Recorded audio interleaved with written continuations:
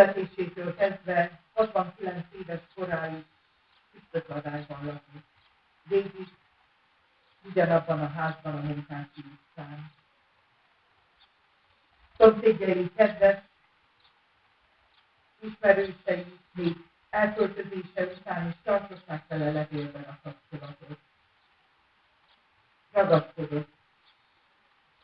Ragaszkodott a házhoz is, ragaszkodott a városhoz, az itt élő kedves ismerősökhöz. És ezért is volt számára nehéz döntés, amikor 2003. szeptemberében Tárnokra költözött, ahogy ő fogalmazta meg, a bölcsességet, öreg fát már nehéz átültetni. Püspökladányi háza udvaráról magával vitt egy fiatal dióka temetést, ami azóta is gyönyörűen fejlődik a Tárnoki ház előtt.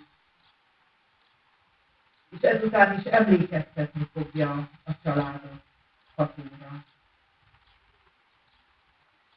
2009-ben egy baleset megtörte az életét, mozgásképtelenné vált, de szeretete és vidámsága töretlen maradt. Ugye az állandó orvosi ellátás miatt át kellett költözni a Martonvásári idősek otthonába, ahol utolsó évei jó körülmények között és kitűnő gondoskodás mellett költötte. Szerettei szinte minden nap látogatták Tárnokról, és igyekeztek minden kívánságát teljesíteni, ellátni mindennel, amivel örömöt szereztek neki. Isten ajándékaként még megérte azt, hogy részt vehetett Barbara néhány hónappal ezelőtti esküvőjén. De a hamarosan érkező babát már nem ismerheti meg. Egészségi állapota május elején indult hirtelen, gyors romlásnak, és a gondos kórházi kezelés sem tudta visszaadni egészségét. Június 2-án délután csendesen megpihent. Látható volt és érezhető az a szeretet, amivel unokaöccse és családja igyekezett számára a nyugodt körülményeket, a családot pótolni és biztosítani. Isten áldja meg az életüket azért a szeretetért, amivel körülvették élete utolsó éveiben. És láthatatlan marad az emlék. Láthatatlanul őrizzük tovább mindannyian szívünkben azokat az emlékeket,